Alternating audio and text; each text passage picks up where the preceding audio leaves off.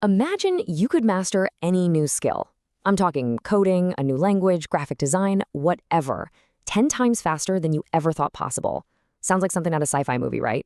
Well, today we're going to break down how AI is making that a reality. So is this whole 10x faster thing just a bunch of hype? Not even close. We're talking about a fundamental shift in how we learn. And it's not because our brains have suddenly changed. It's because, for the very first time, technology can build a learning experience that is perfectly, and I mean perfectly, tailored to you. To really get why this is such a game changer, we first have to talk about the big problem with the old way. You know the drill, right? We've all been there. Lectures, textbooks, standardized tests. It's always been this one rigid, straight line for everybody. Think about it like this for a second. Would you ever give a heavyweight powerlifter the exact same training plan as a marathon runner? No way. That's completely absurd, right? But for the last 100 years or so, that is exactly the one-size-fits-all approach we've been taking with our minds. And here's where you can see the total mismatch. On one side, you've got the traditional system. It's passive, it's linear. But on the other side, you've got how our brains are actually wired to learn. They want to be active, they want context, and they thrive on personalization. We're basically trying to jam a square peg into a round hole. And the result of that conflict? Well, it's pretty staggering, isn't it? A full 80% of what we try to learn is just gone within a week. But here's the thing you have to remember. It is not your fault. It's the system's fault. It was never designed to help us remember things. And there's actually some real science behind this. It's called the Ebbinghaus forgetting curve. It's this principle that shows just how fast our memory of something fades if we don't try to reinforce it. For years, fighting this curve was this huge uphill battle. But now we have the perfect tool to completely flatten it: AI. So how does AI actually fix this mess? Simple. It becomes your personal tutor. A tutor that knows exactly what you've nailed, where you're kind of struggling, and precisely what you need to see next. It's the personalized fix for a standardized, broken system. So you've got tools like EveryLearn, ChatGPT, and Google's Notebook LM that can analyze what you're doing in real time. Let's say you're learning Python and you totally get how loops work. The AI just skips ahead. But if you're struggling with verb conjugations in Spanish, it knows to give you more practice, right then and there when you need it most. There's a fancy term for this in cognitive science. It's called dynamic scaffolding. All it means is that the AI is constantly adjusting the difficulty to keep you in that perfect learning sweet spot.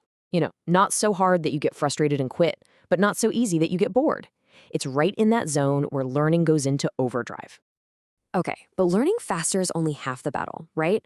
I mean, what's the point if you're just going to forget it all anyway? So how does AI actually hack your memory and make information stick for good?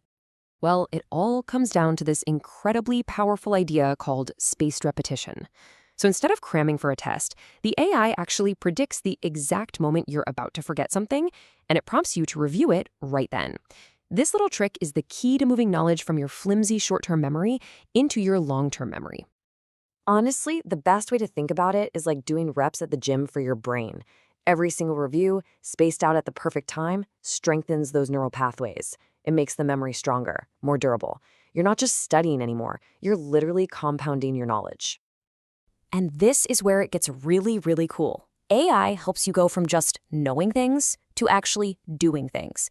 It creates these interactive scenarios. So if you're studying marketing, the AI can throw you into a simulated ad campaign. Learning to code? It can build a debugging challenge based on the exact mistakes you keep making.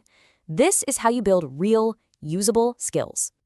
Okay, so that's the theory, that's the science. Now for the fun part. Let's build a super simple, actionable framework that you can start using like today. I want you to think of AI as the operating system for your mind. You just bring the goal, the curiosity. The AI then builds the optimized, structured path to get you there, giving you feedback every single step of the way. It's just a simple 3-step playbook. First, define your outcome with crazy specificity. Don't just say, I want to learn design. Say, I want to create a full brand identity for a coffee shop in 30 days. Second, ask an AI tool to build you a personalized roadmap to get there. And third, and this is by far the most important part, engage actively. Don't just ask for summaries. Use it like a sparring partner. Make it quiz you, give you projects, and ask for feedback. So when you put all of these pieces together, it becomes pretty clear that we are stepping into a completely new era. For the first time in history, just having access to information isn't the bottleneck anymore.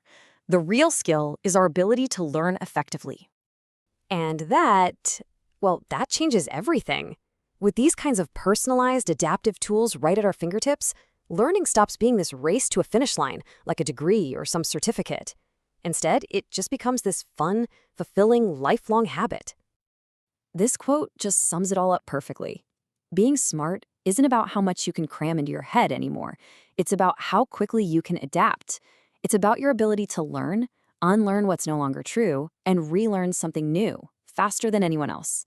That's the real superpower in the 21st century. So, that really just leaves us with one final and I think pretty exciting question. With these powerful tools in your hands and a brand new way to think about learning, the only limit really is your own curiosity. So, what will you learn first?